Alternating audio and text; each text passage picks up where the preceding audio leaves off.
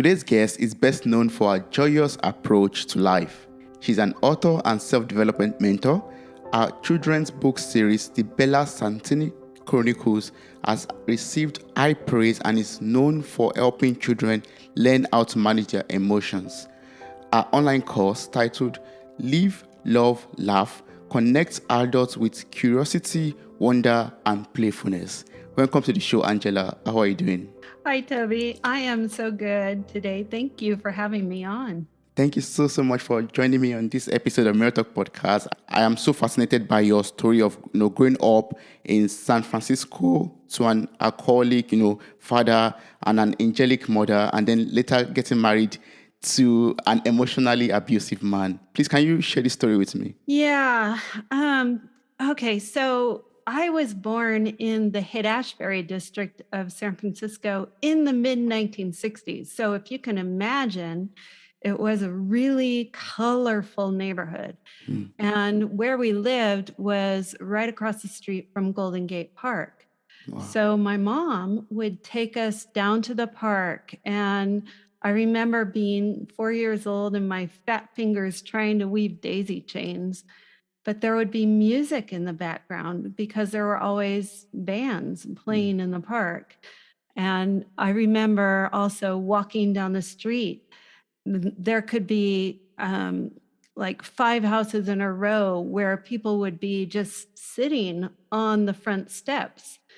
And I'm pretty sure that when I was 4 years old, I must have walked by Jimi Hendrix or Wow. or Wow. Jefferson Starship or some other of the musicians that were there. But it wasn't all light and love, because my dad was he was a very sensitive man. And in his childhood, he was told by his parents that he was a failure. He was told that he wasn't good enough. And what he ended up doing was carrying those tragic feelings with him into his adulthood. And then he would escape those feelings by drinking. And he became an alcoholic. When he was drunk, he was a monster. And I've repressed my feeling. I don't even know what happened to me when I was a little kid. But I do hear from my sisters things like the night that he threatened his 4 little girls that he was going to slit our mother's throat. Wow. And he had a knife in his hand. My sister, who was a few years older than me, she was maybe 9 or 10, picked up the phone to call the police. And that was what stopped him from doing what he said he was going to do. I also remember him looking for that same sister. He was extremely drunk and extremely angry, and his rage was palpable. And he was stomping up the stairs saying, "Where's the bitch? Where is it, that thing?" Wow. And that was how he saw us kids when he was drunk. So what I learned from my childhood was that rage and anger are terrible, and I should never, ever be like that. So I should never feel rage or anger. Yeah. I learned that from my mom, because she is an angel. I learned that I should love everybody, even the people that hurt me. And what that ended up with happening is I grew up to marry a man who, I didn't know it at the time, but he was, he hung on to the anger that he was exposed to as a child, and it became his go-to emotion. I repressed anger, so I was in judgment of anyone who was angry. Mm. And my go-to emotion was sadness. So it was turned into a very toxic marriage Yeah. where he would be angry, I would judge him for being angry, and then he would be even more angry because I was judging him. Mm. So that marriage, I stayed for 32 years. And Mm. part of it was because there were children, and he had good qualities. He wasn't all, he's a good person. He just didn't know how to deal with his feelings. Yeah. Um, and he didn't know how to treat people. Yeah. So it wasn't until 2017 there was a wildfire that struck Northern California. Mm. And it was such a big event, such a big fire. We got messages from people in Amsterdam saying, "Are you guys okay?" Mm. Because the news of this fire went all over the world. Yeah. That night, 5,000 homes were burned in our community, Oh. and one of them was ours. Mm. That put me into a dark night of the soul. Mm. I went into depression, and I questioned what's important in life? What matters? It certainly wasn't stuff. The only thing that I regret losing when my house burned down is the marks on the wall showing the kids' growth. Mm. Everything else, it's just stuff. Yeah. Yeah. So during this time, I realized that I was never going to change him. I was never going to make our lives better Mm. with only my effort. Mm. And he had to make the choice to change. Mm. And one morning I asked him, we had been out with friends the day before, and he had treated me really well in front of his friends. Yeah. And I asked him, "Why can't you treat me like that every day?" And he said, "That's not who I am. Mm. I can't do that." And that was when I decided to leave. Because if he couldn't make the choice to treat me in the way that he thought he should when other people were watching, Yeah. but he couldn't when nobody's watching, I'm, Yeah. yeah, Yeah. it wasn't doing him any favors, and it wasn't doing me any favors. Mm. So I gathered the courage and left.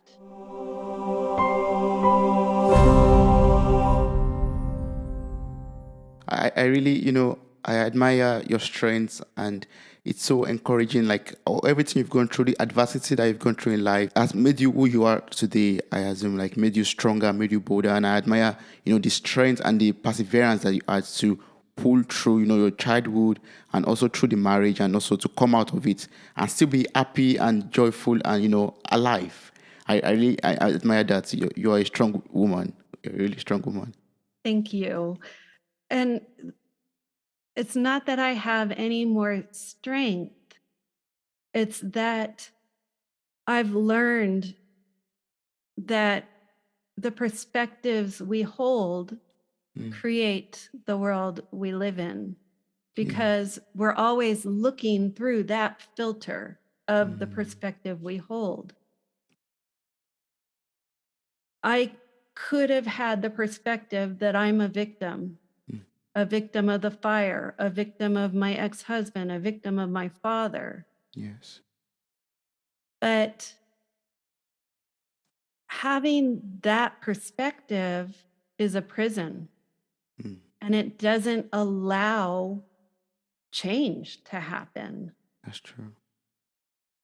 Once I realized that I was disempowered by being the victim, but if I could look at and the situation, say, what was my role in that marriage? Mm.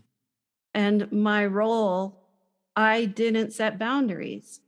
I allowed him to behave the way he did Mm. with no consequences or little consequences. I didn't love myself. Mm. I didn't love myself enough to put my needs first. Yeah. Mm. Those are my responsibility. And once I could see that I had held responsibility, and for every time I was reactive to him, Yes. that was my my reaction is my responsibility. Yes. Once I was able to see that, Mm. that lifted me out of victim energy and out of the victim perspective. Then I have the ability, if I have responsibility, I have ability to Yes. make a change. Yes. And Yes. so once I accepted responsibility, that gave me the freedom to create a joyful life. Yes. I love that. Like, taking responsibility of your life will help you to, create the changes that you want for your own life. Yeah. Like, yes. And I love you to, educate me a little bit on, repressed emotions. Like earlier, when you're telling me the story of your life, you told me that you had this repressed anger through your childhood and also in the marriage. So how are you able to deal with that? And how are you still dealing with that right now? It's interesting because when I looked at my life and I drew a line from my dad through me, Mm. through my husband to my kids. And I said, oh my gosh, if at any time any one of us had learned how to face painful feelings, Mm.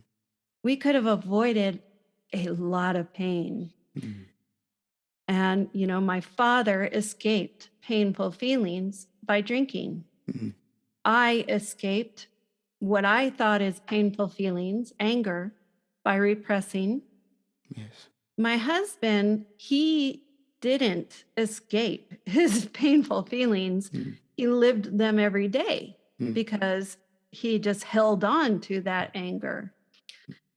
And what I learned and now teach is to be neutral to our feelings. And that is through a process called AAA. Mm. You are aware of a feeling, you acknowledge the feeling, Mm. and you accept the feeling. And in so doing, the biochemistry of a feeling is only 90 seconds. Mm.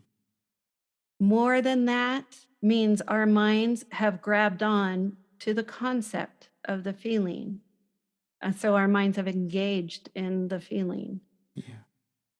So when we can be neutral without pushing the feeling away through escape or repression, or without grabbing onto and engaging the feeling, if we Mm. can just be a witness to the feeling will flow and it will pass. And it doesn't stick with us. Yes. When we grab onto a feeling, it sticks. And when we repress or escape a feeling, it sticks. Mm. So you mean we should be a witness to the feeling and emotions that come through our lives, like just watch it pass by and go away. Yeah. Mm. Yeah. People have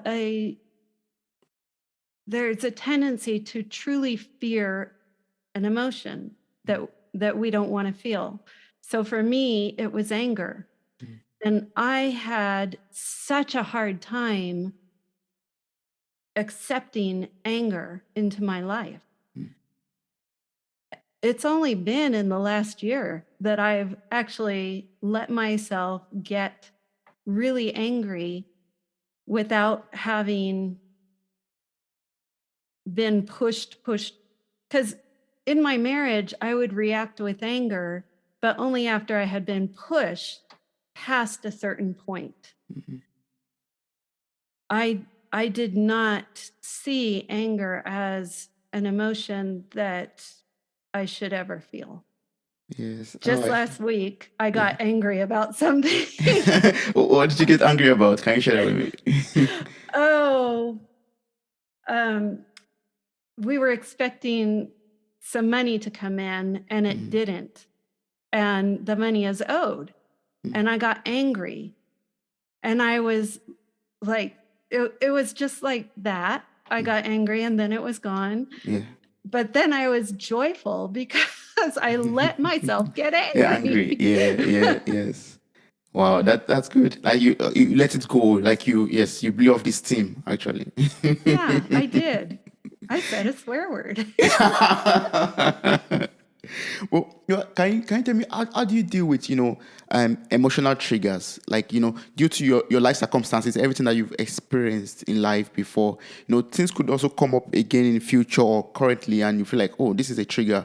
How do you deal with that? So, emotional triggers are an interesting thing. They show us a part of emotions that we haven't processed from the past. So, an emotional trigger, when someone is really reactive to something, they're not usually thinking, they're not reacting to what is right in front of them. Their reaction is built up emotion from way back in the past, whatever happened to them in the past. Yeah. And so, what an emotional trigger is energy that is brought up within us that is reacting to something somebody's doing, but frequently it's much more energy than the energy is related to something that happened in the past. Yeah. So, what I say is that when someone triggers us, they are being a mirror to show us the place that we have a reaction and the emotion that we are having in reaction. And that gives us the opportunity to reflect on, okay, what's that about?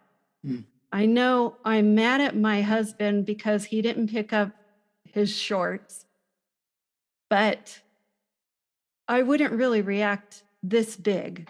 And so, what is the energy behind it? Yes. So, we can look at our own selves and we can actually call up that energy. We can call up that feeling Mm. and allow it through the AAA process. Mhm. And that starts letting some of those triggers dissipate. Yes. It doesn't mean you're healed. And the next time someone does something, Mm. you won't be triggered. But as you pay attention to that emotion over time, the trigger becomes less and less and less. And so now for me, I am rarely triggered. And it's like something has to be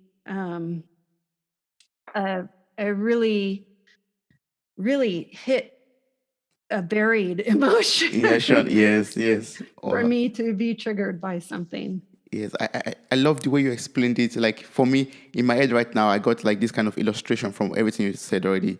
Like you said, when someone triggers an emotion in you, when someone triggers something in you, it acts like a mirror actually. and this mirror is placed in front of you to tell you, oh, Toby, you still have work to be done in this area of your life. You still have to fix this. You still have to, sit back and, reflect and work on this area. Something that's not been healed in your life, or something you still have to work on, some, circumstances or some issues or some injuries from the past in your life. Then life brings, these emotional triggers from time to time to tell you, okay, this is what is still left. You This is what is still still have left. until it comes again and you're like, oh, it's gone. As in, yeah, I'm totally healed, or I still have work to be done. I love that. Thank you so much for that wonderful illustration. You're so welcome. And, I think about it as peeling an onion, because when we repress emotions, so for me with anger, I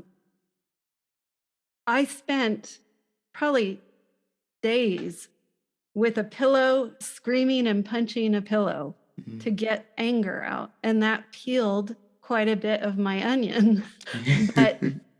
but there's still some left. And so as we deal with the feeling, as time goes by, we eventually get to the core, and then we can manage the core. Yes. And then it's gone.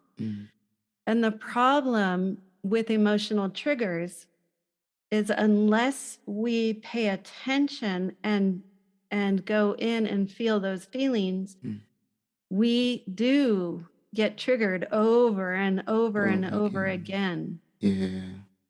And so it's like when a woman leaves an emotionally abusive marriage, if she doesn't look inside of herself and figure out, where am I being so reactive to what he said, did, she will be doomed to attract that same kind of behavior. That's true.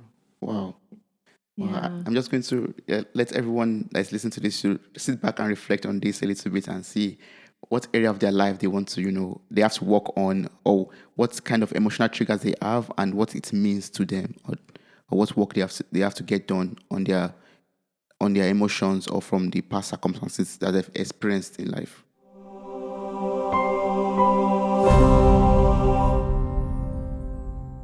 Give yourself grace. Because nobody taught us any of this stuff. We weren't raised to face all of our emotions. They didn't give us tools for facing all of our emotions. And so all of us have buried emotions that need to get out. And it's interesting because I've been such an advocate for feeling all of our feelings. And I was on a meeting last Monday night, and the guy was saying, when you're trying to, so he was talking about law of attraction and manifesting goodness in your life. And he said, you have to not only think about what you want and imagine that what you want is coming to you, you have to feel what it feels like to have that, what you want, come to you. Yes. And so there is so much to feelings. There's freedom when you can face all your feelings. And feelings play a huge role in building the life you want. On your website, angelalegh.com, I read that your first few books are, self-help anthologies where you wrote about the power of forgiveness and learning to surrender to life. I think we've talked about this a little bit already. Can you tell me more about, the power of forgiveness and surrendering to life? Letting go of those emotions, letting go of those buried, emotions or circumstances in life. And how did you learn to forgive your father and your husband? Well, it's interesting because it started when I was able to step out of victimhood, when I stepped into responsibility. When you are pointing the finger and blaming someone for what they did to you, then you're in victim energy. And until you can pull yourself out of that, Yes. you won't be able to truly forgive. And the interesting thing about forgiveness is when we carry a grudge against someone, Mm. we are hurting ourselves. We are not hurting them. They have no idea how we're feeling. Mm. And so when we carry a grudge, when we hate someone or dislike someone because of what they did to us, we are only causing ourselves harm by carrying that grudge. Mm. When we open our heart to forgiveness, we are opening ourselves to healing. So we have to open our hearts to healing, open our hearts to just let go of every grudge and every, harm that anyone has caused to us, and just let it go. Just let it go, and then you get your healing from that. It doesn't serve you to hold a grudge. It doesn't. And the thing about forgiveness, it doesn't mean that they didn't do what they did. True. What it means is I am letting go of your hold over me. Yes, that's good. Yes.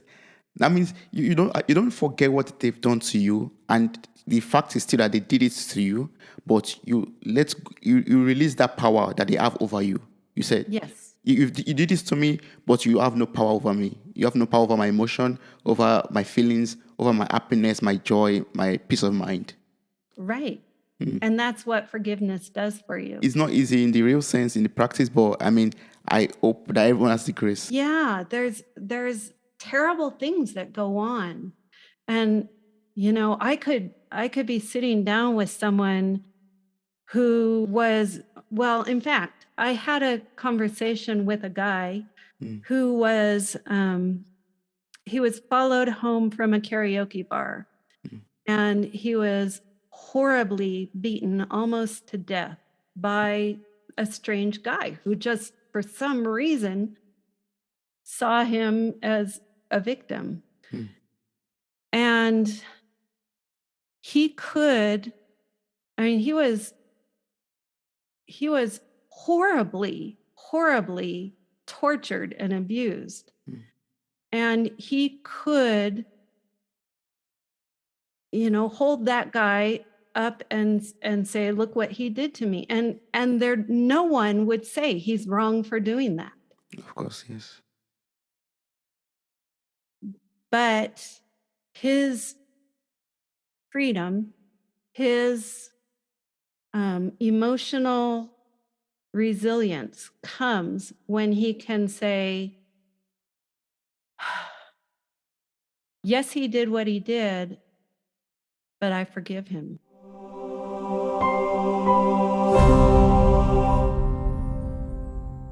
That's so beautiful. Like just letting go.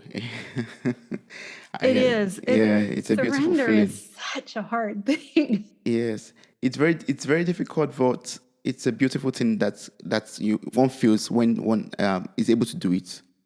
Yeah, you get that beautiful feeling. That's release. That's I don't know. That's you just get that burden off your life, off your chest, off your heart. Exactly, because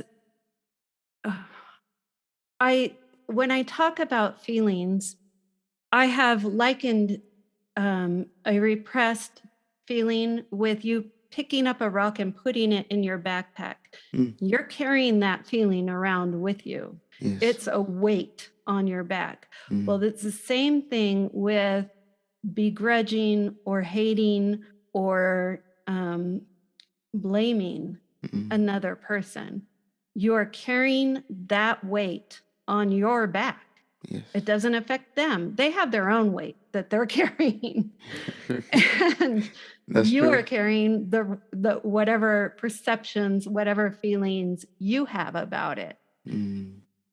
You are giving the gift of forgiveness to yourself. Thank you so much for teaching me about forgiveness, and thank you also for sharing your story with me. I really appreciate that, the fact that you open up to me and talk about this story.